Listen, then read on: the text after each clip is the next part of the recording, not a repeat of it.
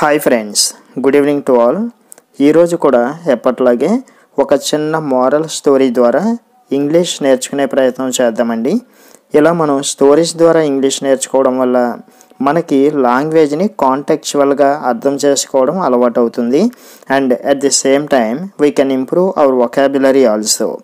Okay, and one more thing is, ఈ స్టోరీలో మనకి స్పోకెన్ ఇంగ్లీష్లో యూజ్ చేసే కొన్ని ఎక్స్ప్రెషన్స్ ఉన్నాయండి. అవన్నీ కూడా ఎగ్జాంపుల్స్తో ఎక్స్ప్లెయిన్ చేయడానికి ట్రై చేస్తాను, కాబట్టి వీడియోని చివరి వరకు చూడండి.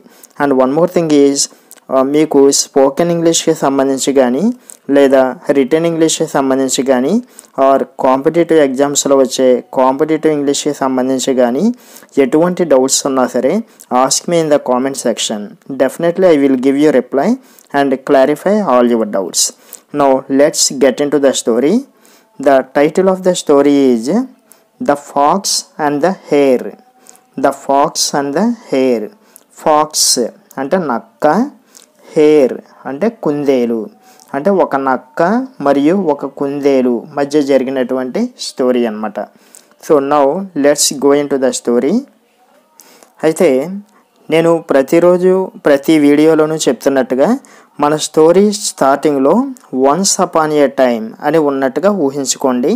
ఓకే, అంటే ఇక్కడ వన్స్ అపాన్ ఏ టైం అని ఉన్నట్టు అనమాట. Okay, so once upon a time a hare was staring at a fox in admiration. Okay, once upon a time అంటే ఒకానొకప్పుడు a hare was staring at a fox. Okay, a hare అంటే ఒక కుందేలు, steering అంటే తదేకంగా చూడడము. Steering అంటే తదేకంగా చూడడము. మనకి ఎప్పుడైనా సరే స్టేర్ అనే వర్డ్ వచ్చినప్పుడు పక్కన ఎట్ అనే ప్రిపోజిషన్ రావాలండి కంపల్సరీగా. ఓకే, స్టేరింగ్ ఎట్ అంటే తదేకంగా చూడడము. స్టేరింగ్ ఎట్ ఏ ఫాక్స్ అంటే ఒక కుందేలు ఒక నక్కని అదే పనిగా తదేకంగా చూస్తోంది. ఏ విధంగా? In admiration. అడ్మిరేషన్ అంటే మెచ్చుకోలుగా లేదా ఆరాధనాపూర్వకంగా చూస్తూ ఉన్నది. అంటే ఒకానొకప్పుడు ఒక కుందేలు ఒక నక్కని ఆరాధనపూర్వకంగా చూస్తూ ఉన్నది. ఓకే, ఇక్కడ చూడండి, వాజ్ స్టేరింగ్ అంటే పాస్ట్ కంటిన్యూస్ టెన్స్ అనమాట. అంటే పాస్ట్లో కంటిన్యూ అయింది, అంటే ఒకానొకప్పుడు ఈ సంఘటన జరుగుతూ ఉన్నది అని అర్థమండి. ఓకే, అదే ప్రజెంట్ కంటిన్యూస్ అనుకోండి, ఏ హేర్ ఈజ్ స్టేరింగ్ ఎట్ అని వస్తుంది. అంటే కుందేలు నక్కని ఇప్పుడు చూస్తూ ఉన్నట్టు అనమాట. ఈజ్ స్టేరింగ్ అంటే వాజ్ స్టేరింగ్ అన్నాడు కాబట్టి పాస్ట్లో ఒకనొక పర్టికులర్ పాయింట్ ఆఫ్ టైం దగ్గర కంటిన్యూ అయినటువంటి పని అనమాట. ఓకే, ఒక కుందేలు ఒక నక్కని మెచ్చుకోలుగా చూస్తూ ఉన్నది. అప్పుడు ద ఫాక్స్ ఆస్క్డ్ అంటే అడగడము. అప్పుడు ఆ నక్క అడిగింది, ఎవరిని? ఈ కుందేలుని అడిగింది అనమాట. ఏమని? What are you staring at? What are you staring at అంటే నువ్వేం చూస్తున్నావు అలా? ఓకే, తదేకంగా ఏం చూస్తున్నావు అని అడిగింది అనమాట. సో మీరు ఇక్కడ ఒక విషయం గమనించండి, a hare was staring, was అని పాస్ట్లో మెన్షన్ చేశారు. బట్ ఇక్కడ what are you staring, are అంటే ప్రజెంట్లో వచ్చింది. ఎందుకంటే ఇది డైరెక్ట్ స్పీచ్లో ఉందండి. చూసారా ఇన్వర్టెడ్ కామాస్? సో డైరెక్ట్ స్పీచ్లో ఉన్నట్టు అనమాట. సో ఈ డైరెక్ట్ స్పీచ్ ఇండైరెక్ట్ స్పీచ్ని స్పోకెన్ లాంగ్వేజ్లో ఏ విధంగా యూజ్ చేయాలి, అంటే ఏది ఎప్పుడు ఎక్కడ ఎలా యూజ్ చేయాలనేది సెపరేట్గా ఒక వీడియోలో ఎక్స్ప్లెయిన్ చేస్తానండి. అదంతా ఇక్కడ ఎక్స్ప్లెయిన్ చేస్తే మళ్ళీ వీడియో లెంత్ ఎక్కువైపోతుంది అనమాట. సో ఆ నక్క అడిగింది, what are you staring at, ఏం చూస్తున్నావలా అని అడిగింది. అప్పుడు ద హేర్ సెడ్, ఆ కుందేలు సెడ్ అంటే చెప్పింది. SAY అనే వెర్బ్కి పాస్ట్ ఫామ్ సెడ్ అండి. ఓకే, ఈ స్టోరీ అంతా కూడా పాస్ట్లో జరిగిపోయినట్టుగా చెప్తున్నారు కాబట్టి ప్రతి వెర్బ్ కూడా పాస్ట్ ఫామ్ని మెన్షన్ చేశారనమాట. ఓకే, అప్పుడు ద హేర్ సెడ్, ఆ కుందేలు చెప్పింది, in an anxious voice. Anxious అంటే ఆందోళనతో కూడినటువంటి వాయిస్తో చెప్పింది. ఏమని చెప్పిందంటే, I was wandering about you. So యాక్చువల్గా ఇక్కడ మళ్ళీ డైరెక్ట్ స్పీచ్ అండి. ఇది డైరెక్ట్ స్పీచ్ అయినప్పుడు ఏమవ్వాలంటే వాజ్ కాదు యామ్ అని మెన్షన్ చేయాలన్నమాట. సో కుందేలు అందనమాట.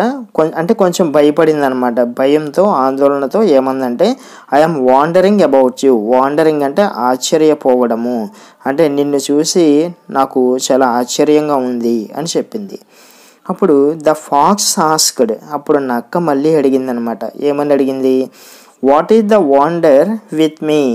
What is the wonder with me అంటే నాలో అంత ఆశ్చర్యం కలిగించిన విషయం ఏమిటి అని అడిగిందనమాట. ఇక్కడ చూసారా, ఈజ్ అని ప్రజెంట్లో వచ్చింది.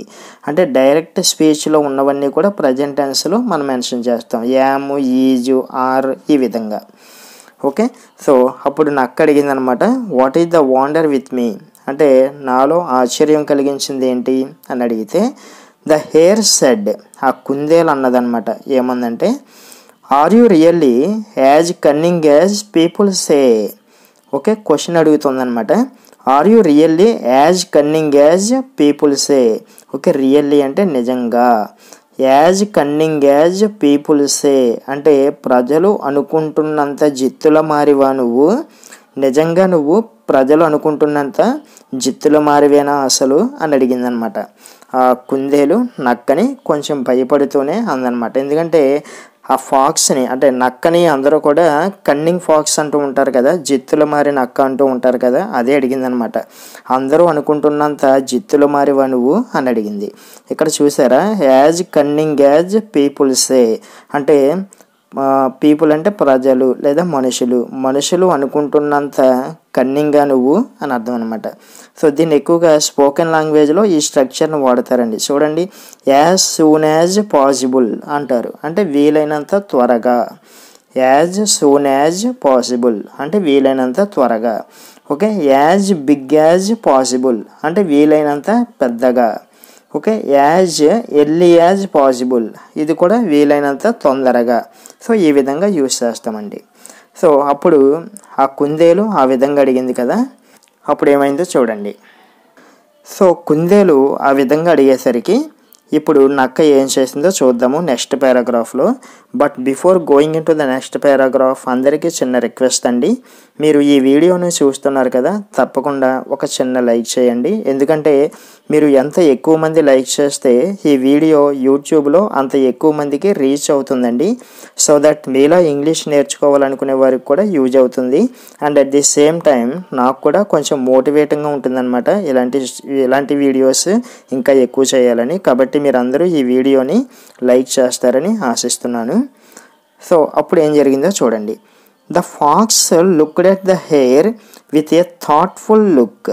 అప్పుడు the fox looked at the hare, looked అంటే చూడడము. అప్పుడు ఆ నక్క ఆ కుందేలుని చూసింది. ఏ విధంగా? With a thoughtful look. Thoughtful look అంటే ఆలోచనలో మునిగిపోయిన చూపుతో, అంటే పరధ్యానంతో. అంటే ఆ కుందేలు అలా అడిగింది కదా, అందరూ అనుకుంటున్నంత జిత్తులు మారివా నువ్వు అని అడిగింది కదా. అలా అన్నప్పుడు ఈ నక్క ఏం చేసిందంటే వెంటనే ఏదో ఆలోచనలోకి వెళ్ళిపోయినట్టుగా, దీర్ఘాలోచనలో మునిగిపోయినట్టుగా ఈ కుందేలుని ఒక్కసారి అలా చూసి అండ్ రిప్లైడ్ అంటే సమాధానం ఇవ్వడం. ఆఫ్టర్ సమ్ సైలెంట్ మూమెంట్స్ అంటే కొన్ని క్షణాలు నిశ్శబ్దంగా ఉన్న తర్వాత రిప్లై ఇచ్చిందనమాట. అంటే కాసేపు అలా మౌనంగా ఉండిపోయిందనమాట. అది అలా అడిగిన వెంటనే ఏమని రిప్లై ఇచ్చిందంటే well why don't you do one thing. Why don't you do one thing.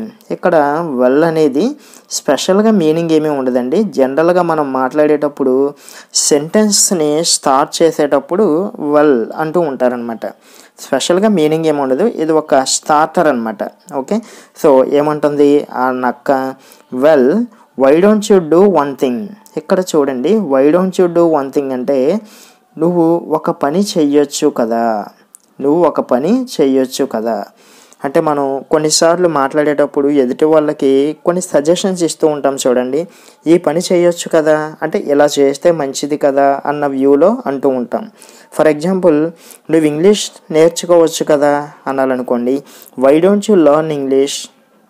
Okay, నువ్వు ఇంగ్లీష్ మాట్లాడవచ్చు కదా అనాలనుకోండి, why don't you speak in English అంటే ఇక్కడ 2 మీనింగ్స్ ఉంటాయండి. మళ్ళీ why don't you do one thing అంటే నువ్వు ఒక పని ఎందుకు చెయ్యవు అని ఒక అర్థము, ఒక పని చేయొచ్చు కదా అని ఒక అర్థం అనమాట. అంటే కాంటెక్స్ట్ని బట్టి అర్థం చేసుకోవాలి. సో ఇక్కడ ఈ నక్క ఏమంటుందంటే, ఓహో అందరూ అనుకుంటున్నంత జిత్తులు మారినా అని అడుగుతున్నావు కదా, అయితే ఒక పని చేయొచ్చు కదా అంటుందన్నమాట.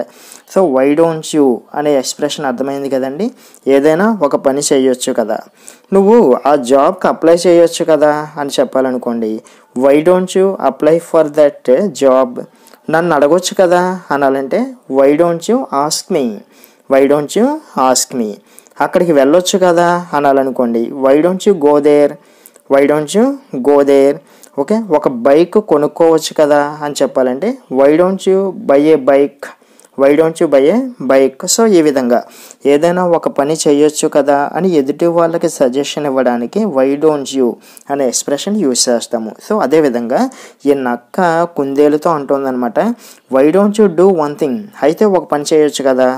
ఏంటంటే కమ్ టు నైట్, ఇక్కడ కమ్ టు నైట్ కదండి, టు నైట్ మధ్యలో స్పేస్ ఉండకూడదు, టు నైట్ అనమాట. ఇది ఏమంటుందంటే కమ్ టు నైట్ అంటే ఈరోజు రాత్రి రా, కమ్ అంటే రావడం కదా, come to night and join me for dinner అంటే ఈరోజు రాత్రి వచ్చి నాతో భోజనం చెయ్యి, అలా చేయొచ్చు కదా. అప్పుడు we shall discuss the matter, okay, ఆ విషయం అప్పుడు మాట్లాడుకుందాము, అప్పుడు చర్చించుకుందాము అని అన్నదన్నమాట. ఓకే, సో అంటే కుందేలు ఆ విధంగా అడిగినప్పుడు నక్క కాసేపు ఆలోచించుకుని ఈ విధంగా అంటుందన్నమాట. సో ఈరోజు రాత్రి వచ్చి నాతో భోజనం చేయొచ్చు కదా, అప్పుడు మనం ఆ విషయం డిస్కస్ చేసుకుందాం అని అంటుందన్నమాట. సో అప్పుడు the hair went to the foxes house at night, అప్పుడు ఆ కుందేలు ఏం చేసిందంటే వెంట అంటే వెళ్ళడము, టు ది ఫాక్సెస్ హౌస్. చూడండి ఇక్కడ ఫాక్స్ అని ఉంది కదా, ఫాక్స్కి కామా పెట్టి ఎస్ పెట్టారు కదా, దీనిని అపోస్ట్రఫీ ఎస్ అంటారండి. అంటే యొక్క అని అర్థం వస్తుంది, అంటే నక్క యొక్క హౌస్ అంటే ఇల్లు. సరే, ఆ కుందేలు ఏం చేసింది చూడండి, the hair went to the foxes house at night, ఆ రోజు రాత్రి ఈ కుందేలు నక్క ఇంటికి వెళ్ళిందనమాట. సో ఎందుకంటే నక్క అంది కదా, ఈరోజు రాత్రి వచ్చి నాతో భోజనం చెయ్యి, అప్పుడు మనం మాట్లాడుకుందాం, నేను జిత్తులు మారునో ఏంటో అన్న విషయం అంది కదా, అందుకని వాళ్ళ ఇంటికి వెళ్ళిందనమాట. అయితే on the dining table, okay, on the dining table అంటే డైనింగ్ టేబుల్ మీద were laid plates and bowls, laid అంటే పెట్టడము లేదా ఉంచడము, ఓకే, వర్ లేడ్ అంటే ఉంచబడ్డాయి. ఇది ప్యాసివ్ వాయిస్లో ఉందండి. ఇది వర్ లేడ్ అంటే యాక్టివ్ వాయిస్, ప్యాసివ్ వాయిస్ అంటారు, మీరు వినే ఉంటారు. సో ఈ యాక్టివ్ వాయిస్, ప్యాసివ్ వాయిస్ కూడా స్పోకెన్ లాంగ్వేజ్లో ఏది ఎప్పుడు యూజ్ చేయాలనేది మనం సెపరేట్గా ఇంకొక వీడియోలో మాట్లాడుకుందాము, ఎందుకంటే అది ఒక సెపరేట్ టాపిక్ అనమాట. So were laid plates and bowls, okay, ఆ ప్లేట్స్ బౌల్స్ కూడా ఆ టేబుల్ మీద ఉంచబడ్డాయి అన్నమాట, ఆ డైనింగ్ టేబుల్ మీద ఉంచబడ్డాయి. బట్ కానీ there was no food at all, there was no food at all. So at all అంటే అసలు, ఎట్ ఆల్ అంటే అసలు ఫుడ్డే లేదనమాట. అంటే ప్లేట్స్ బౌల్స్ టేబుల్ మీద ఉన్నాయి కానీ అస్సలు ఫుడ్ లేదనమాట వాటిల్లో. ఇక్కడ చూడండి, WAS వజ్ అంటే ఉండడము అని అర్థమండి. WAS వజ్ అంటే ఉండడము, అంటే పాస్ట్లో గతంలో ఉండడాన్ని వజ్ అంటారు, ప్రజెంట్లో ఉండడాన్ని IS ఈజ్ అంటారు. ఈ స్టోరీ అంతా కూడా పాస్ట్లో కాబట్టి ఇక్కడ వజ్ అని మెన్షన్ చేశారనమాట. But there was no food at all అంటే అసలు ఫుడ్ లేదు, వజ్ అంటే ఉండడము, ఓకే, వజ్ నో ఫుడ్ అంటే ఫుడ్ లేదు అని అర్థం అనమాట, ఫుడ్ లేదు. అప్పుడు ద హేర్ థాట్ అంటే అనుకోవడము. అప్పుడు ఆ కుందేలు అనుకుందనమాట, ఏమనుకుందంటే ఓ, ఇక్కడ సెకండ్ ఓ అవసరం లేదు, OH అనమాట. Oh what a fool I am, what a fool I am, okay, fool అంటే మూర్ఖుడు, వాట్ ఏ ఫూల్ ఐయామ్ అంటే నేను ఎంత మూర్ఖుడిని. ఆ కుందేలు తనలో తాను అనుకుంటుందన్నమాట, oh what a fool I'm, నేను ఎంత మూర్ఖుడిని. The fox has planned to eat me. Okay, ఈ నక్క నన్ను తినేయాలని ప్లాన్ చేసింది. The fox has planned to eat me. Okay, the fox has planned అంటే నక్క ప్లాన్ చేసింది, టు ఈట్ మీ అంటే నన్ను తినేయాలని అని ఆ కుందేలు అనుకుందనమాట. అలా అనుకుని అండ్ హీ ర్యాన్ అవే. ఇక్కడ హీ అంటే అతడు అని కాదండి, హీ అంటే ఆ కుందేలు అనమాట. అదేం చేసిందంటే ర్యాన్ అవే అంటే పరిగెత్తుకుంటూ వెళ్ళి పారిపోయింది, అక్కడి నుంచి పారిపోయింది. ఎందుకంటే ఆ కుందేలుకి అర్థమైందనమాట, ఈ జిత్తులు మారి నక్క నన్ను ఇక్కడికి ఎందుకు రమ్మంది అన్న విషయం అర్థమైంది. ఓకే, ఎందుకు రమ్మందంటే దాన్నే చంపుకుని తినేద్దామని. దాని కన్నింగ్నెస్ ఏంటనేది అర్థమయ్యి వెంటనే అక్కడి నుంచి పారిపోయిందనమాట. సో అదండి స్టోరీ. ఇందులో మనకి ఇక్కడ మోరల్ ఇచ్చారు చూడండి. Cunning words are undependable. Okay, cunning అంటే జిత్తుల మారి, వర్డ్స్ అంటే మాటలు, అన్డిపెండబుల్, డిపెండబుల్ అంటే ఆధారపడదగినవి, అన్డిపెండబుల్ అంటే ఆధారపడలేనివి. అంటే జిత్తుల మారి మాటల మీద ఆధారపడకూడదు, అంటే జిత్తుల మారి మాటల్ని నమ్మకూడదు అనేది మోరల్ అనమాట అండి. Okay, so friends, this is today story. రేపటి వీడియోలో మరో ఇంట్రెస్టింగ్ స్టోరీతో మళ్ళీ ఇంగ్లీష్ నేర్చుకునే ప్రయత్నం చేద్దామండి. మీకు ఈ వీడియో కొంచెమైనా యూజ్ అవుతుంది అనుకుంటే తప్పకుండా లైక్ చేయండి, షేర్ చేయండి. And if you are watching our channel for the first time, please subscribe to our channel and activate the bell icon so that you will get notified whenever I upload a video. Thank you so much for watching.